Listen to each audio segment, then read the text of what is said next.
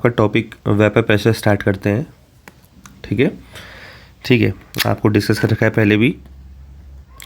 तो ठीक है, इतना आपका। हाँ, तो किसी भी लिक्विड को अगर मैंने क्लोज्ड कंटेनर में लिया, ठीक है, राइट साइड आप देख भी पा रहे होंगे, पीडीएफ भी खोल रखी है आपका। किसी भी लिक्विड को अगर मैं क्लोज्ड कंटेनर में लेता हूँ और लिक्विड को अगर मैं क्या करना स्टार्ट करता हूँ, गर्म करना स्टार्ट करता हूँ, तो धीरे धीरे लिक्विड की क्या बनती है, वेपर बनती है। देख पा रहे होंगे आप राइट साइड भी आपका, धीरे धीरे लिक्विड की क्या बन रही है, वेपर बन रही है। ठीक है, तो जब लिक्विड से वेपर बनती है तो उसको बोलते हैं rate of vaporisation, rate of vaporisation. ठीक है, और धीरे धीरे जब ये वेपर बनने लगेगी तो वेपर के बहुत सारे मॉलिक्यूल्स आपस में मिलेंगे और दोबारा नीचे किस फॉर्म में गिरने लगेंगे, लिक्विड के फॉर्म में। अगर आपने चाय के गिलास में देखा होगा, अगर आप ऊपर उससे कटोरे से ढकते हैं तो लिक्विड की ड्रॉपलेट्स जो वेपर है वो आपस में कंडेंस होकर लिक्विड के ड्रॉपलेट्स के फॉर्म में नीचे गिरने लगता है। देखते हैं ना आप लोग। हाँ, और इस प्रोसेस को हम बोलते हैं कंडेंसेशन। क्या बोलते हैं, कंडेंसेशन। तो दो अपोजिट फोर्स आप लोग देख पा रहे होंगे, एक लिक्विड से वेपर बन रहा है, एक वेपर से लिक्विड बन रहा है। तो धीरे धीरे पहले आपका रेट ऑफ वेपराइजेशन क्या होगा, ज़्यादा, लिक्विड हमारे पास ज़्यादा है। लेकिन जैसे जैसे वेपर हमारी बढ़ने लगेगी वैसे वैसे ही आपका क्या होगा, रेट फॉर कंडेंसेशन भी क्या होगा, आपका इंक्रीज करेगा। ठीक है, ध्यान देगा। तो दो अपोजिट आपका रेट लग रहे हैं, एक रेट ऑफ वेपराइजेशन, एक रेट ऑफ कंडेंसेशन। तो आप लोग देख भी पा रहे होंगे, बुक में भी दिख रहा होगा, एक है कंडेंसेशन की प्रोसेस और एक है इवेपोरेशन या फिर आपका वेपराइजेशन की प्रोसेस। ठीक, और जिस टाइम ये रेट ऑफ वेपराइजेशन इक्वल हो जाएगा किसकी, रेट ऑफ कंडेंसेशन के, ठीक है, उस टाइम लिक्विड की जो वेपर है वो लिक्विड के सरफेस पर जो भी फोर्स इंप्लीमेंट करेगी उसी प्रेशर को क्या बोलते हैं, वेपर प्रेशर। ठीक है, तो राइट साइड आप डेफिनेशन देख सकते हैं, the pressure exerted by the vapour above the liquid surface in equilibrium with in the liquid at a given temperature is called vapour pressure. ठीक है, तो जो ही लिक्विड की वेपर है लिक्विड के सरफेस पर जो भी प्रेशर अप्लाई करेगी, लेकिन कहाँ, at a state of equilibrium. में ध्यान रखना, इक्विलिब्रियम आपका बहुत जरूरी है। ठीक है, at a state of equilibrium हो जाएगा बच्चे। आगे चलें। अब भैया ये वेपर प्रेशर कब ज़्यादा होगा और कब कम होगा। ठीक है, ये वेपर प्रेशर आपका कब ज़्यादा होगा, कब आपका कम होगा, तो ये डिपेंड करेगा भैया आपका लिक्विड कैसा है। तो पहला पॉइंट है इसमें आपका nature of liquid. Nature of liquid आप लोग देख भी पा रहे होंगे, नेचर ऑफ लिक्विड। ठीक है, तो अगर मैं आपसे कहता हूँ कि कोई भी लिक्विड अगर आपका लिक्विड स्टेट से वेपर स्टेट में जा रहा है तो हम क्या कर रहे हैं, तो बेसिकली भैया जो लिक्विड के मॉलिक्यूल्स हमें दिख रहे हैं उनके बीच में कुछ ना कुछ क्या होता होगा, फोर्स ऑफ अट्रैक्शन। क्या होता होगा, फोर्स ऑफ अट्रैक्शन। और उनके बीच में अगर हम फोर्स ऑफ अट्रैक्शन को तोड़ेंगे तो देन वो जो आपका मॉलिक्यूल है वो लिक्विड स्टेट से कहाँ जाएगा, वेपर स्टेट या गैसेस स्टेट में। तो जितनी आसानी से आप तोड़ पा रहे हैं उतनी आसानी से उसकी वेपर बनेगी। अगर मॉलिक्यूल्स के बीच में लगने वाला फोर्स ऑफ अट्रैक्शन बहुत ही ज़्यादा होगा, जिसको हम बोलते हैं inter molecular force of attraction, right side आप देख भी सकते हैं। तो मॉलिक्यूल के बीच में लगने वाला फोर्स ऑफ अट्रैक्शन बहुत ही अगर ज़्यादा हो गया तो क्या उसको आप आसानी से तोड़ पाएंगे, नहीं। क्या उसकी वेपर बन पाएगी, नहीं। तो इस केस में क्या होगा, इस केस में आपको बहुत ज़्यादा टेम्परेचर देना पड़ेगा।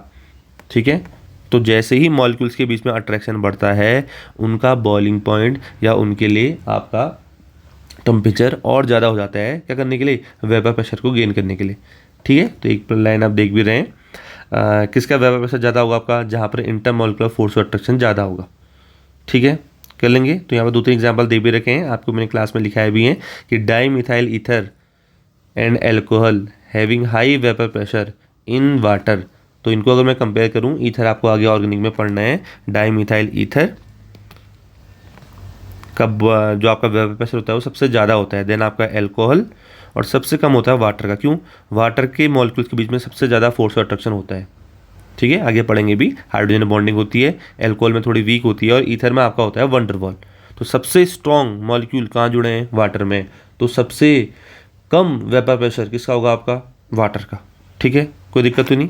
हाँ, और दूसरा आपका टेम्परेचर का। आप ही लोग बताइए भैया, अगर किसी लिक्विड को मैं गर्म कर रहा हूँ 50 डिग्री सेंटीग्रेड में और किसी लिक्विड को मैं गर्म कर रहा हूँ 100 डिग्री सेंटीग्रेड में, तो कब वेपर ज़्यादा बनेगी, ऑब्वियसली जब आपका टेम्परेचर बढ़ाएंगे। जितना ज़्यादा आप टेम्परेचर बढ़ाएंगे उतना ज़्यादा ही मॉलिक्यूल से लिक्विड स्टेट से कहाँ जाएंगे, गैसेस स्टेट में। ठीक है, तो यहाँ पर लिखा भी है as the with increase in the temperature vapour pressure भी आपका इंक्रीज करता है। क्यों इंक्रीज़ करता है? क्योंकि टेम्परेचर बढ़ाएंगे उतने ही ज़्यादा मॉलिक्यूल भागेंगे आपके ऊपर की ओर, और जितने मॉलिक्यूल ऊपर जाएंगे उतना ही ज़्यादा क्या होगा? Vapour pressure. जितने मॉलिक्यूल आपके ऊपर हैं उतने ही वो मॉलिक्यूल आपका नीचे लिक्विड पर प्रेशर लगाएंगे। हो जाएगा, कोई दिक्कत तो नहीं यहाँ पर आप लोगों को? ठीक है, चलिए। तो इसी से रिलेटेड भैया आपका वेपर प्रेशर से ही रिलेटेड आपका एक लॉ आता है जिसको आप बोलते हैं राउल्ट लॉ। ठीक है, वेपर प्रेशर से ही रिलेटेड आपका एक लॉ आता है जिसको आप बोलते हैं राउल्ट लॉ। तो राउल्ट लॉ आपको दो केस में पढ़ना है, Raoult law for volatile solution और Raoult law for non volatile solution.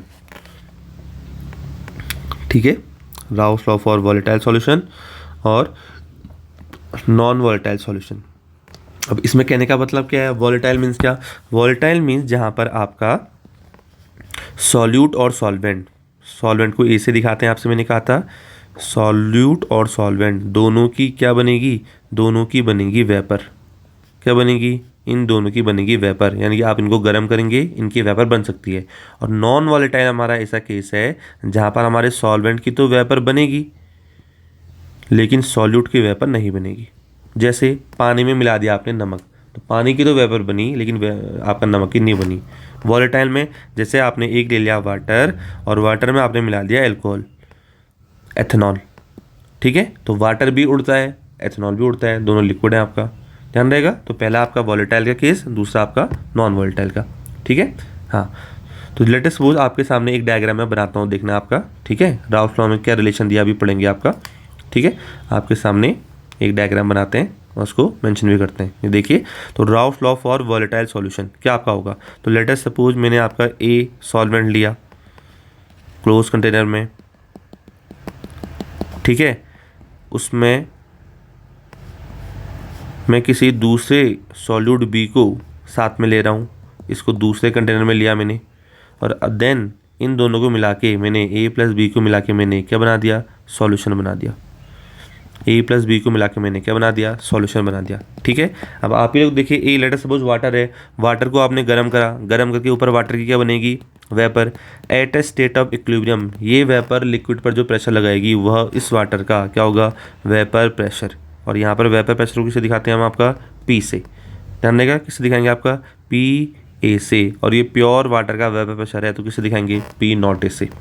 तो नॉट क्यों लग रहा है? क्योंकि यहाँ पर बस वाटर है, ध्यान रहेगा। सेम बी को आपने गर्म करा, बी की भी वेपर बनी, और बी की वेपर ने जो प्रेशर लगाया इक्विलिब्रियम पर लिक्विड पर वो होगा बी का प्योर वेपर प्रेशर। इसे दिखाएंगे पी नॉट बी से। कोई दिक्कत तो नहीं, नॉट क्यों लगा रहे हैं? जब प्योर है उसके अलावा कोई नहीं है। लेकिन अब दोनों को मिला के सॉल्यूशन बना दिया, दोनों को गर्म करा और दोनों की वेपर बनी, और दोनों की वेपर बनी तो आपका ऊपर ए भी है तो ए का प्रेशर भी आएगा और बी भी है, बी का प्रेशर भी आएगा। किसी को दिक्कत तो नहीं? दोनों आपका वेपर में है तो दोनों में आपका ए का प्रेशर भी आएगा, बी का प्रेशर भी आएगा। तो अगर मैं आपसे बोलूँ भैया जो ये सॉल्यूशन बना इसका टोटल वेपर प्रेशर कितना होगा, तो सॉल्यूशन का आपका टोटल वेपर प्रेशर कितना होगा? ए का प्रेशर प्लस बी का प्रेशर। होगा नहीं होगा?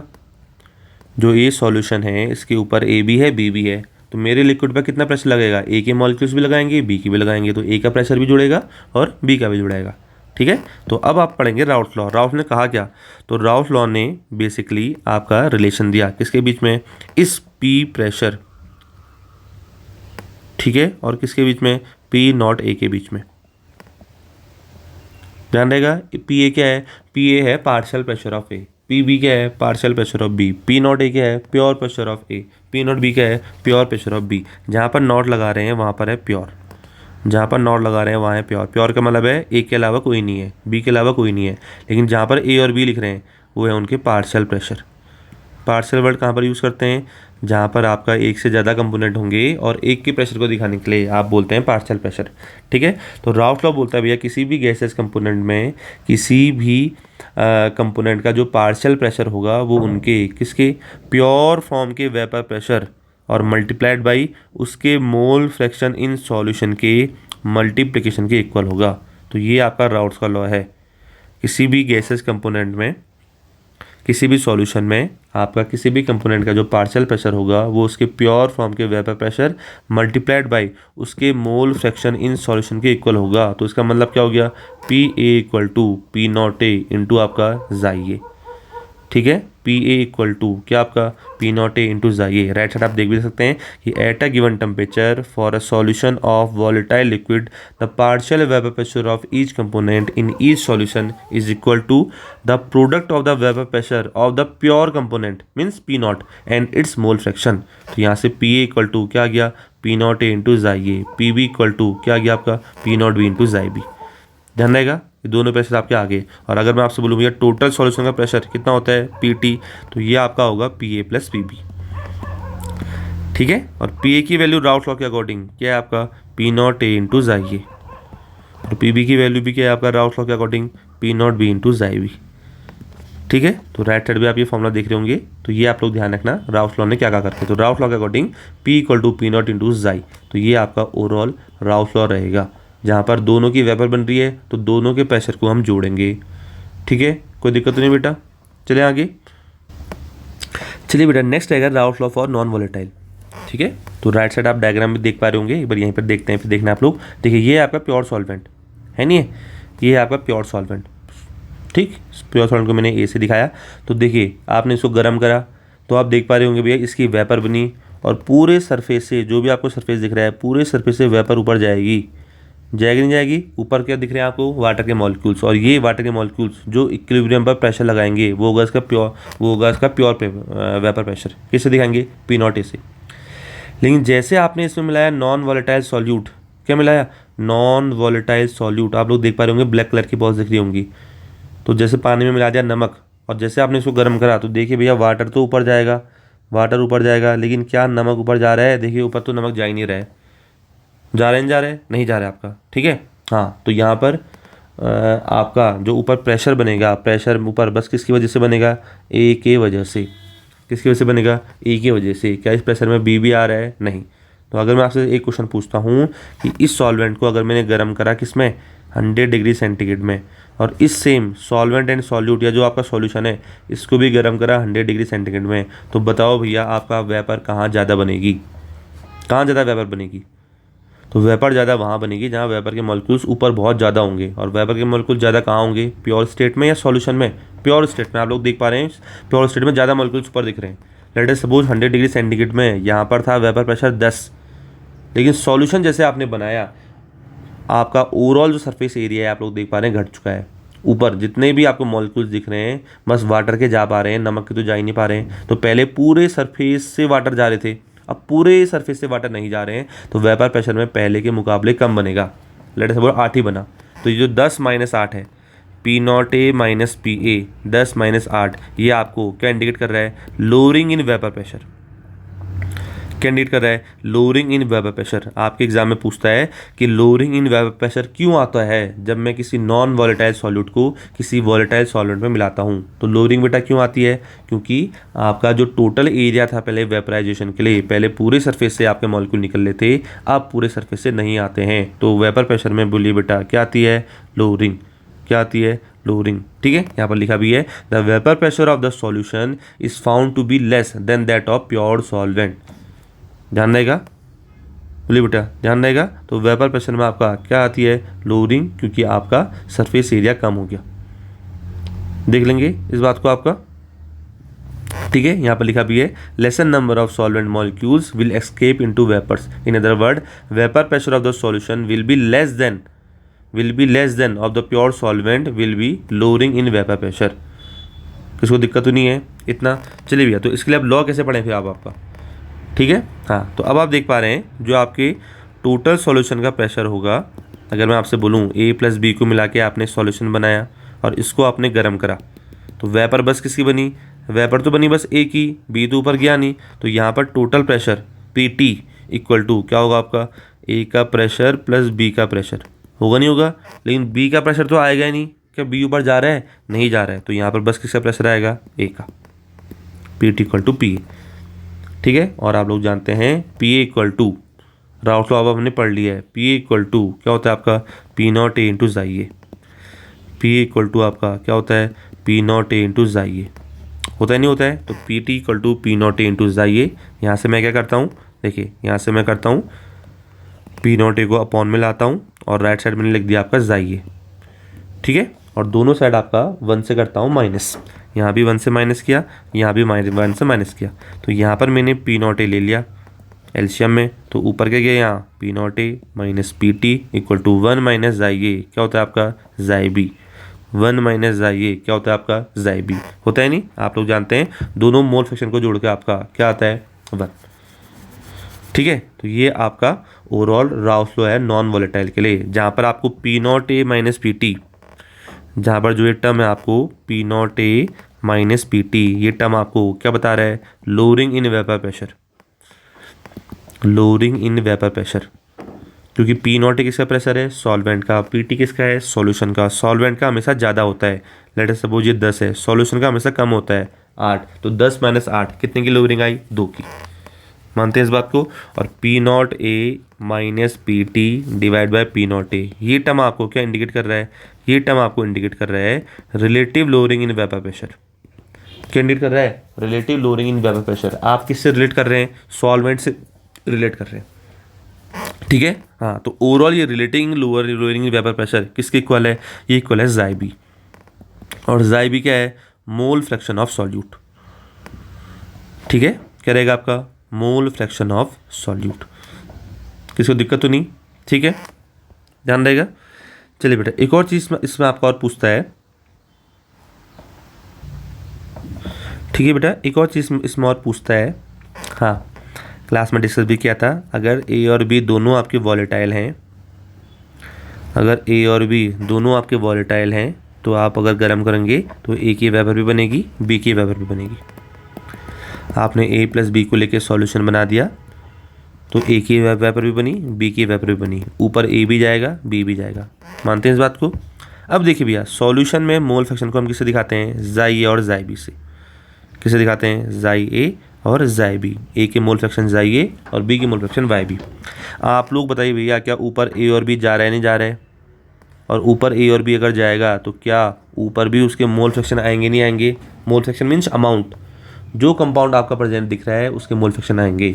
और वेपर प्रेशर में हम मोल फ्रैक्शन को दिखाते हैं वाई ए और वाई बी से, किससे दिखाते हैं, वाई ए और वाई बी से। तो वेपर फेज में ध्यान रखना, आपकी बुक में क्वेश्चन भी करा रखा है मैंने, वेपर फेज में आपका मोल फ्रैक्शन दिखाते हैं Y A and Y B से, लिक्विड फेज में आपका जो मोल फ्रैक्शन दिखाते हैं वो दिखाते हैं जाई ए एंड जाई बी से, ठीक है। तो लिक्विड फेज में जाई ए और जाई बी कैसे निकालते हैं, ये तो आपने पढ़ रखा है, जाई ए इक्वल टू जिसके भी मोल फ्रैक्शन निकालने हैं तो उसके moles divide by total moles N A plus N B, और अगर आपको जाई बी निकालना है बी के मोल्स तो उसका फॉर्मूला बनेगा N B upon N A plus N B, बनेगा नहीं बनेगा, ठीक है। और दोनों मोल फ्रैक्शन को जोड़ के जाई ए प्लस जाई बी कितना आता है, 1 आता है, ये तो आप जानते ही हैं, जानते हैं, मैं बात कर रहा हूँ आपका वेपर प्रेशर में, ठीक। हाँ, तो वेपर फेज में अगर आपको निकालना है वाई ए के कितने कंपोनेंट ऊपर मोल फ्रैक्शन में होंगे, तो इसका फॉर्मूला आपका बनता है पी ए का partial pressure divide by P total, total solution का प्रेशर,